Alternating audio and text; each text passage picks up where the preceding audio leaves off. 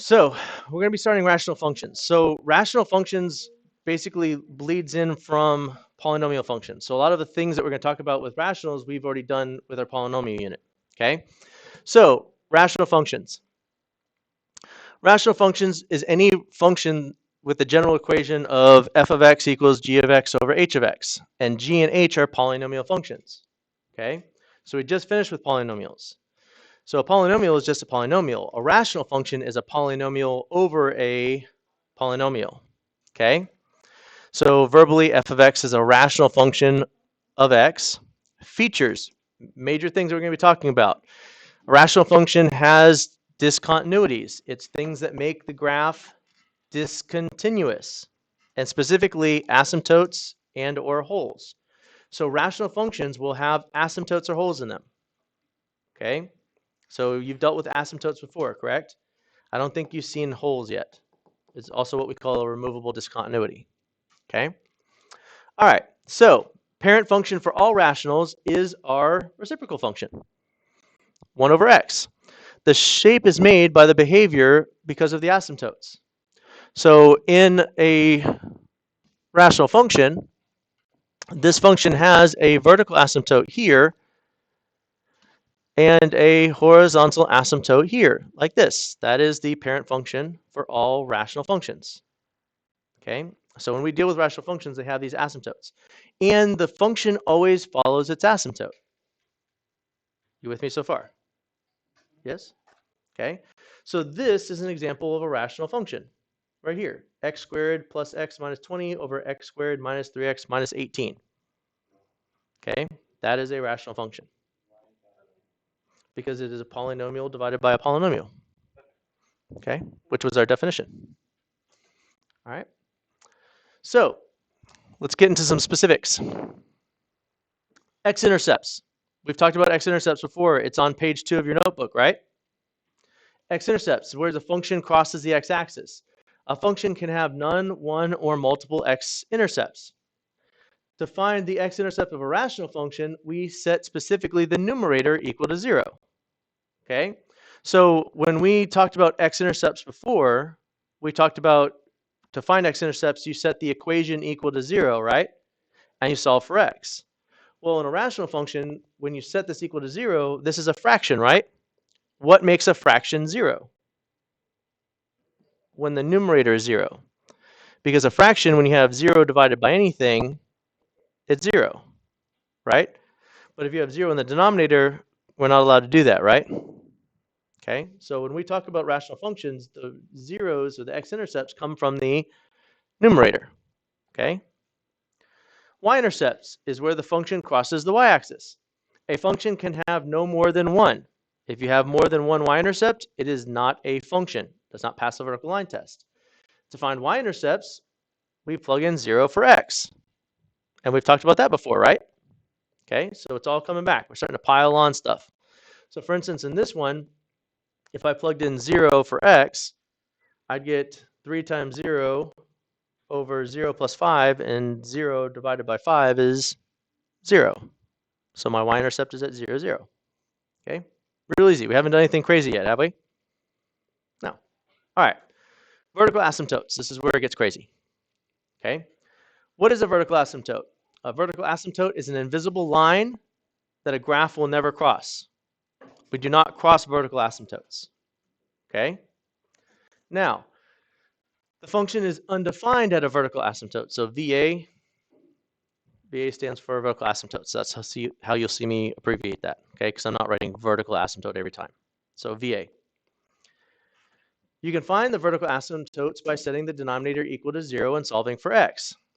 Because a function is undefined there, a function is undefined when we have dividing by 0. So when you want to find vertical asymptotes, we use the denominator of our rational function, okay? Whatever makes it 0, okay? Now, when you have one vertical asymptote like this, okay, it splits our graph up into 2 pieces, okay? So it's literally going to cut it in half. So this, think about it this way. If you had like just a line in there and I take and I put this vertical asymptote in there, and that graph can't cross it, it's going to come in, and as soon as it sees that vertical asymptote, it's got to turn. So it can't cross it, and that's what's causing it to turn down here. Same thing here. It's coming in it, and it has to turn, or else it's going to hit it. So since it can't cross it, that's what causes that turn. Make sense? So if we have one vertical asymptote, we have how many pieces to the function? 2, because it cuts it into 2 pieces, right? If we have 2 vertical asymptotes, like this, it cuts our graph into 3 pieces. And you're going to have one on each side and one in the middle of them. Okay? This is going to be important. Now, we've talked about this just a second ago. Where do our vertical asymptotes come from? The zeros of our denominator. So how many zeros can the denominator of this one possibly have? 2. How do you know it can have 2? It's squared. So going back to polynomials, right? When we talked about zeros, a polynomial has the number of zeros to its power, correct? So for this function, notice the numerator is 2, so that means I could have 2 x-intercepts, and I do, here and here, and I have 2 vertical asymptotes at -2 and 2. What's up? Absolutely. Now, the horizontal asymptotes. Now, a horizontal asymptote is an invisible line the graph will sometimes cross. Okay, and this is what always gets tricky with my students, because you guys come into Algebra 2 and they say, hey, you guys cannot cross asymptotes. We don't cross asymptotes. But that's not necessarily true. We don't cross vertical asymptotes, but we can cross horizontal asymptotes. And we're going to be doing that a lot. Okay, we are going to be crossing horizontal asymptotes quite a bit. Okay, but we cannot cross vertical ones. And technically, we can cross slant ones too. Okay. Now, it can be a horizontal line, so a horizontal asymptote can be a horizontal line. It can be a slant line in the form of y equals mx plus b, or it can be an oblique asymptote. Okay, and oblique asymptotes are like asymptotes that actually look like the quadratic or the cubic. So like you can have an x squared asymptote and actually look like the parabola as an asymptote. Okay, and we won't be dealing with those. Okay, but it can happen. We see it in higher level math. All right, how do you find asymptotes in a rational function? Okay, so when we talk about horizontal asymptotes and we're trying to find them, vertical asymptotes come from the denominator. Okay, always. Horizontal asymptotes, we have to compare the degree of the numerator and denominator. Okay, so here I've given you this f of x equals ax to the n and bx to the m. So that represents the highest power of my top and the highest power of the bottom. Okay, you with me? Yes? So we compare the degrees of the numerator and the denominator. What's the degree of the numerator? N. What's the degree of the denominator? M. Okay. What is A? That's the coefficient. What is B? The coefficient of the bottom. Okay. So if my power is bigger on the bottom, my horizontal asymptote is automatically at x equals 0. And that's a horizontal line at 0, which y equals 0 is also called the what? X-axis. Okay. So if my power on the bottom is bigger, automatically my horizontal asymptote's at the x-axis. If my powers are the same, so if n equals m, which means the powers are exactly the same, then there is a horizontal asymptote, and to find it, we use the coefficients, a and b. So it's just going to be y equals a divided by b. Okay? If it's bigger on top, that means there's no horizontal asymptote. That means we have either a slant or an oblique. And if it's a slant, we'll be using long division to find it.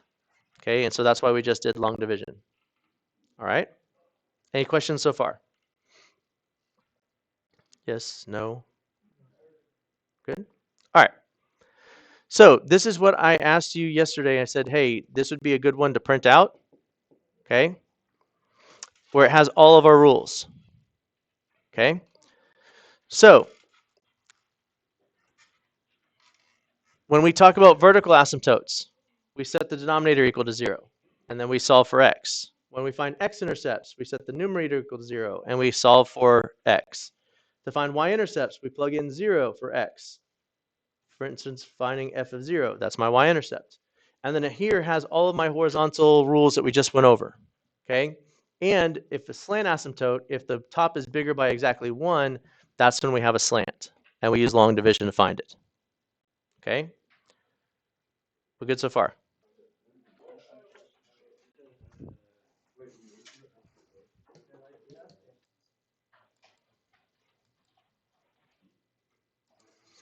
All right, so find all the asymptotes. Yep, all of them, which means we're finding vertical asymptotes and we're finding horizontal asymptotes. Okay, so going back to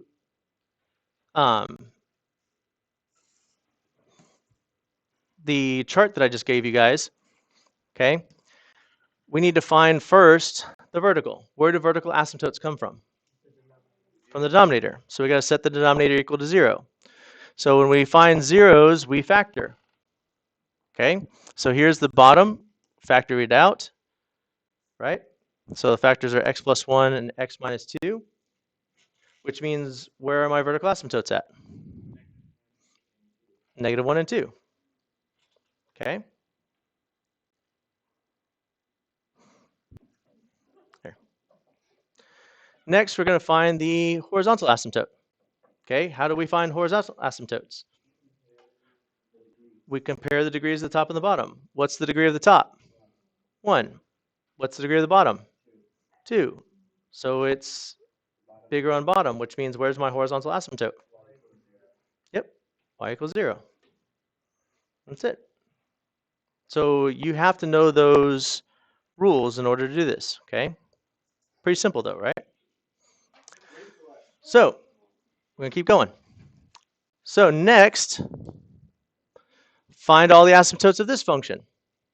Okay, so on the last one, I knew that I was going to have 2 vertical asymptotes because my bottom is power 2. Okay, and horizontal, we only ever have 1 for right now. Okay, so for this one, how many vertical asymptotes am I going to have? Only 1. How do I know there's only 1? Denominator is power 1. So again, vertical asymptotes come from the denominator, set equal to 0. So we have 1 vertical asymptote at 0. What about my horizontal asymptote?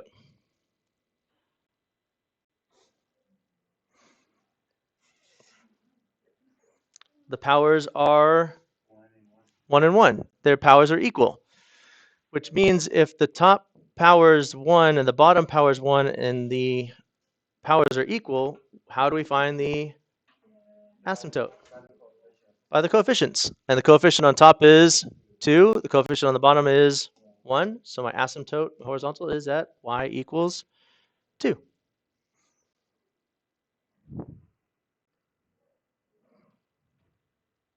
Okay.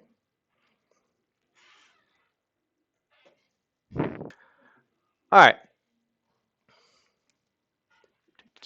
Find all the asymptotes of this one.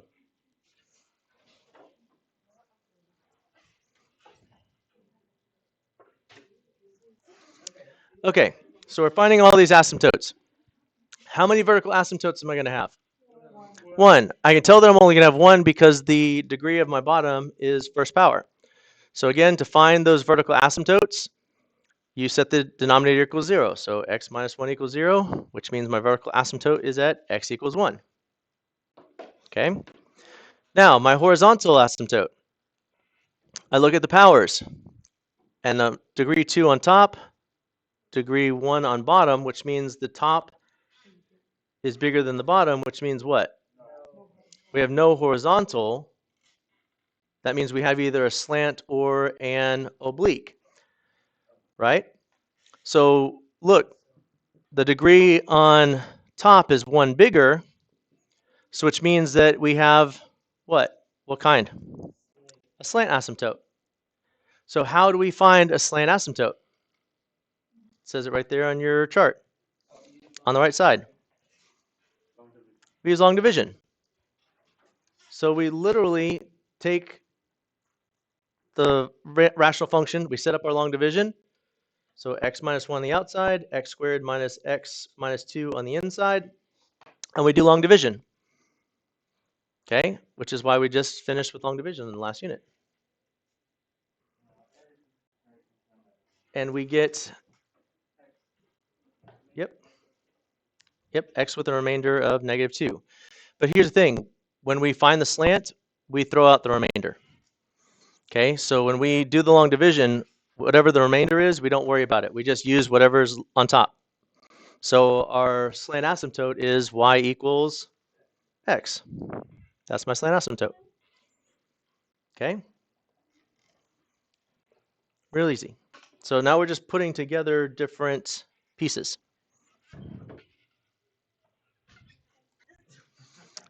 All right, so for the last part, we're going to find everything we need to find. Okay, so we're going to do all the pieces. So find the following characteristics for this rational function. So we're going to find the x-intercepts, we're going to find the y-intercepts, we're going to find the vertical asymptote and the horizontal asymptote. Okay, we're going to put all of this together.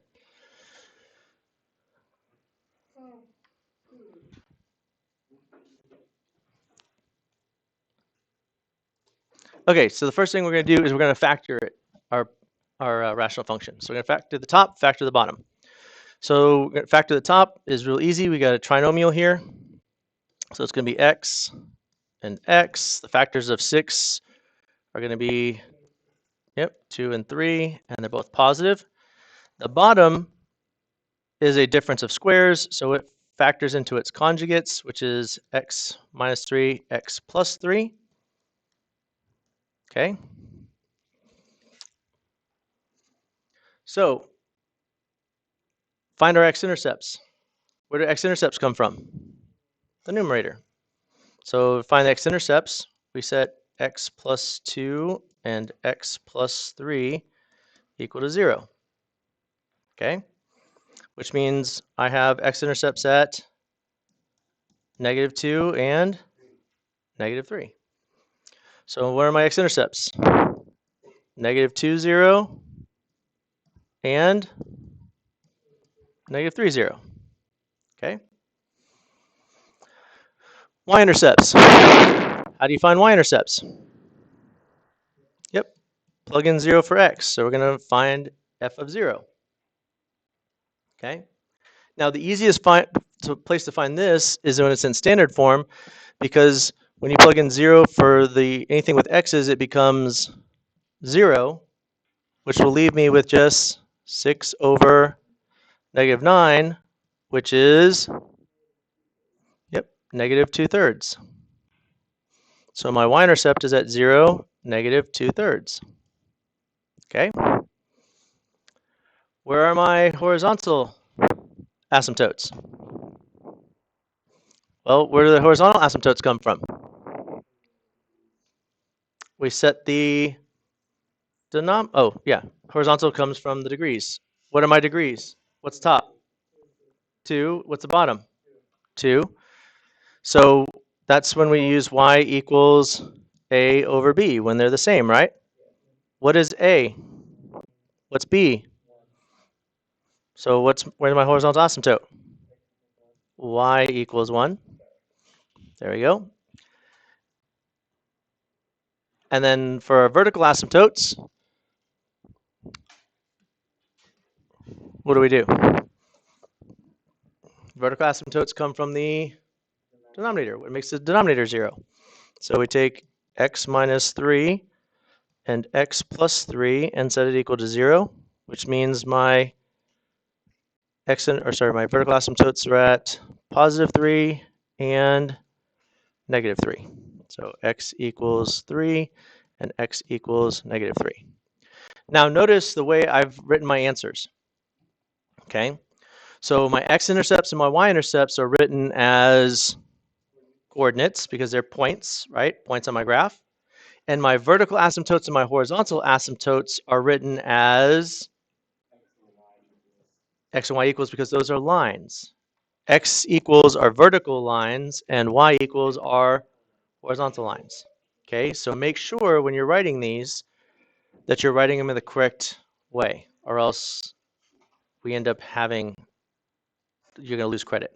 Okay, because if you tell me my vertical asymptotes are at 3 and negative 3 without the X part, I don't know. Okay, same thing with x-intercepts. It was that way before. If you just wrote 2 and negative whatever, you're not going to get full credit. So make sure you write them in the right way.